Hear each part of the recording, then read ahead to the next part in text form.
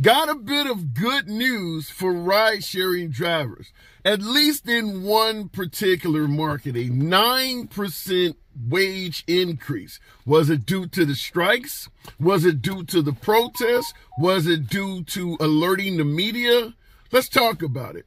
What up, folks? Once again, it is your boy Tim with another ride-sharing video.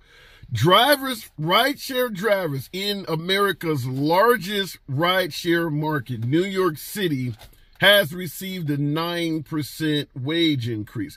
But was it due, as some would argue, to drivers constantly striking, alerting the media, and pushing for a wage increase? Yours truly, I'm not so sure. Now, I've said in previous videos numerous times that I believe ride-sharing strikes do not work.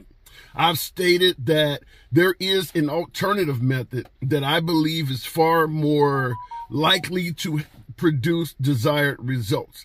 And I also believe where you are located, what part of the country you're trying to fight for fare increases makes a colossal difference.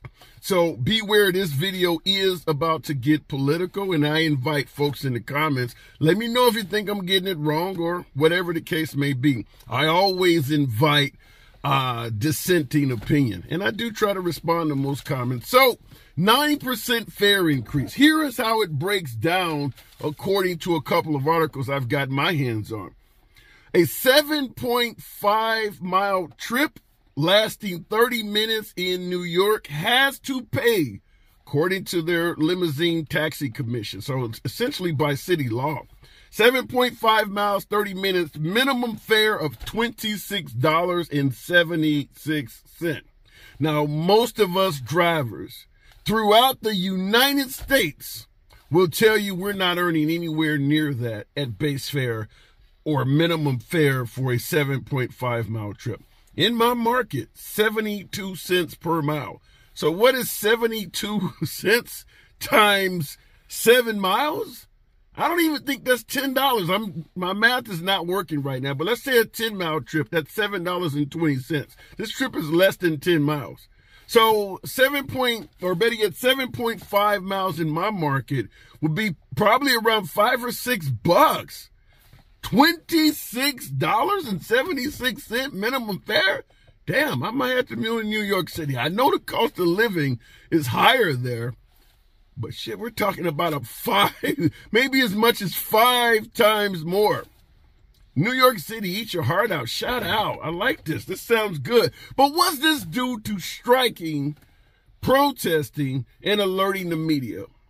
I personally do not believe it was due to striking, and I know the rideshare professor, who I believe is a friend, fights the good fight of the rideshare drivers. He does believe it's based on strikes. I believe it's based on what I've said in many videos. You need to get legislation passed. There's not enough unity between us drivers to make stuff happen. I believe you have to take it to the politicians and give them an incentive, which is that politician, the New York Taxi and Limousine Commission, they will be able to say when it's time for election, we help drivers receive a 9% pay increase during our term. The last guy didn't do that, and that in turn will lead to more votes. That's how you get politicians on your side, is you give them an incentive, something they can use to benefit them come the next election. I don't believe there's enough unity between drivers, but I want to also give you a secondary point, which is why I stated originally it's going to be political in where you do this, where you pursue higher wages, strikes, going to the city council, limousine commission, or whatever is in your area, why it makes a difference. Look at the cities, and there's a host of articles, a host of strikes that's been taking place over the years. Look at where it's happening.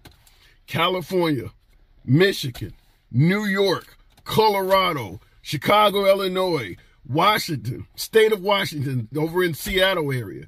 It's all states that have liberal-leaning governments.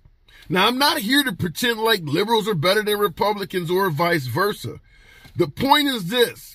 The Liberal Party has different political aspects than the Republican Party. Republicans believe that it is important to protect the interests of business, small business, and if you make small business strong, it will lead to the creation of jobs, and that will trickle down to us working class. The Democratic Party believes that you should do for the working class first. They will spend the money in the economy and stimulate the economy. The Democratic Party does not focus on small business and big business, which is why if you see something like this happening in Republican-led states, they're going to be far more resistant to it because they don't want to hurt a business like Uber. They believe Uber is creating a hell of a lot of jobs, and forcing them to give wage increases will hurt them, which is also why in this particular instance, Uber is claiming, this is what they presented as a counter argument, that giving these raises would cost them between $21 million and $23 million increase. Now, in a Republican state, that statement would have had a hell of a lot more weight. In a Democratic state, folks are going to look at individuals like Darren Costa-Shawi making $45 million per year as a CEO of Uber. The Democrats are going to say, you got the damn money. Maybe you shouldn't be getting paid so much your damn self. Whereas the Republican states are going to say, we do not get in the way with capitalism. And shout out to anybody that has found a way to earn a good living. So that is why you do not see this stuff happening in Republican areas like Houston, Miami, Jackson, Mississippi. You don't think the drivers down there are going through the same shit that the ones in New York are going through? They're not being able to present the same strong arguments.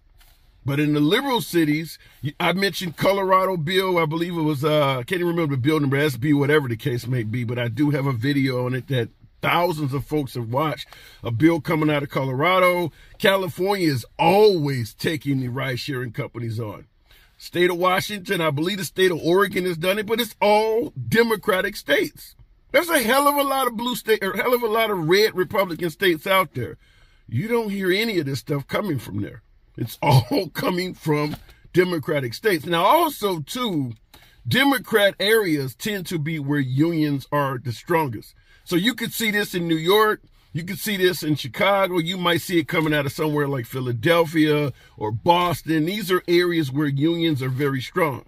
You get down in the South, unions are quite weak. There's not a lot of unity, or unions rather, in those areas. So I just wanted to run it to you from that aspect.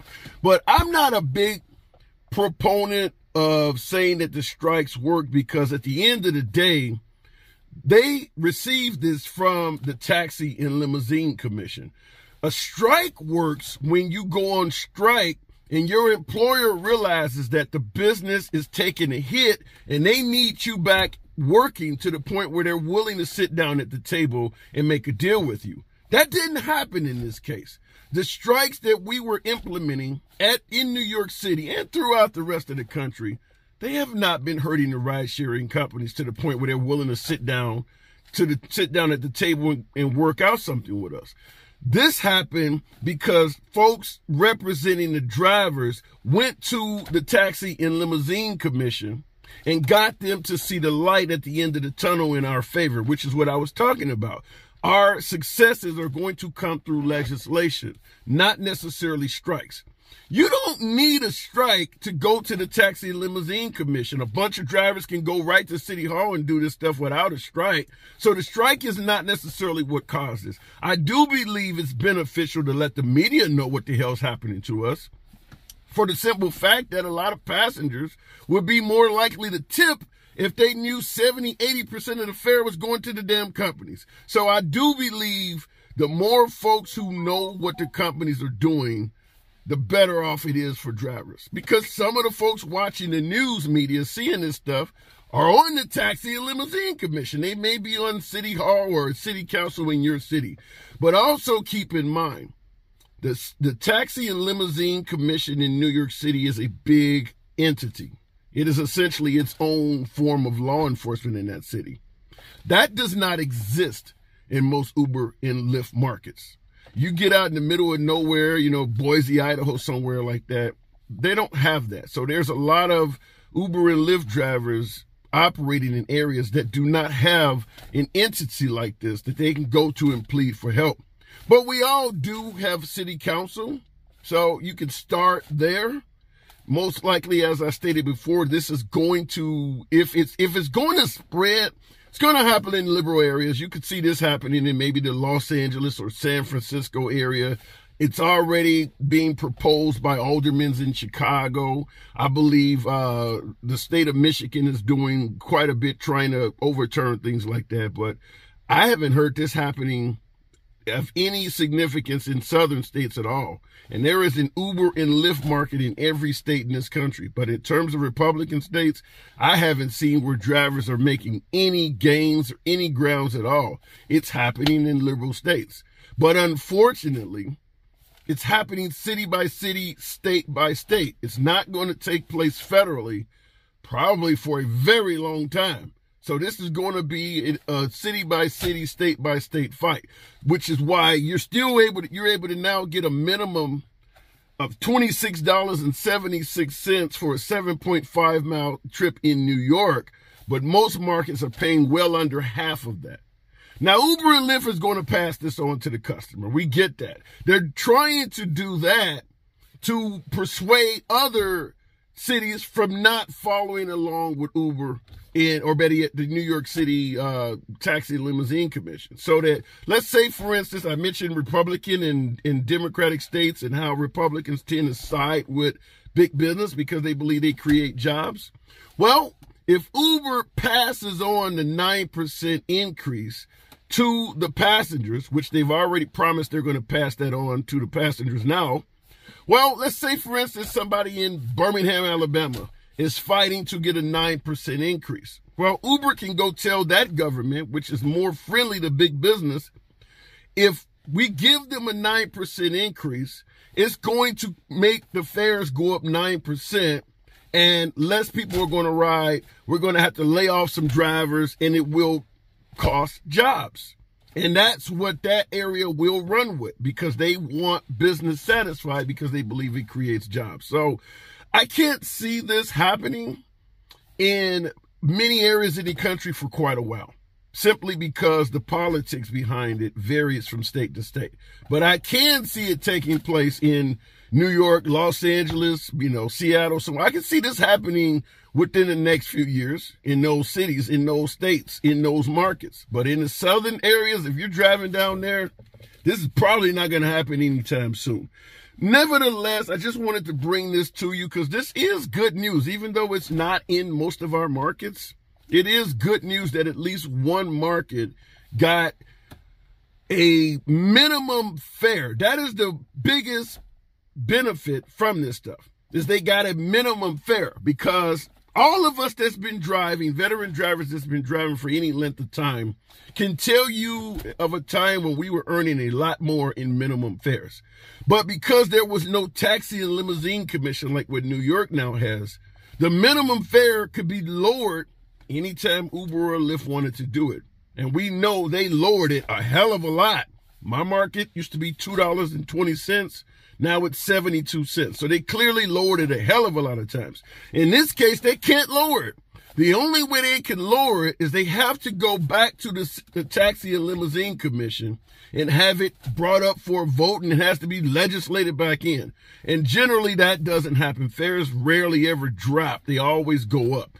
Uber dropped the fares to us drivers. They never dropped it to the passengers. They dropped it on us, and they collected more money for themselves. The passengers were not seeing those drops. Perfect example, like I stated, from $2.20 per mile to 72 cents. So they cut our fares well over a third. The passengers' fare, meanwhile, has went up. So they cut the fare for drivers 50, 60% in some markets, even higher. Meanwhile, the fare for the passengers has actually went up. So the Taxi and Limousine Commission in New York is now holding them more accountable for making changes that they can't just make in the middle of the night, require you to sign some type of, terms of service agreement. And all of a sudden you look at the trips you're getting paid for and they pay a hell of a lot less. So shout out to New York for doing this. Next thing they need to go through is the I don't even know how to explain it, but the deactivations that come out of fucking space, that anybody can cause you to get deactivated, that's the next thing they need to tackle. And then, of course, probably the biggest issue, I believe, in regards to transparency is, if you receive a trip for 5 miles, you should know how much that trip pays every single time you get a trip for 5 miles. It shouldn't be fluctuating all over the damn place. Now, I get it may take a different amount of time in a different city, different time of day, rush hour versus in the middle of the night. So you make a little extra based on how much time it takes to complete the trip. But whatever that number is, it should be calculated. It should be consistent from trip to trip to trip. If I take a 5-mile trip that takes me 8 minutes to do it, I should be able to calculate a number that applies to every 5-mile trip that takes 8 minutes to do it. It should remain consistent. Right now, it's not. Right now, it's not. So we need more legislation in that area so that you can calculate fares and know what the hell they're doing to come up with their numbers. Until the next video, hopefully we can get more cities to follow this. As always, subscribe to the channel, click the like button, and I'll see you in the next one.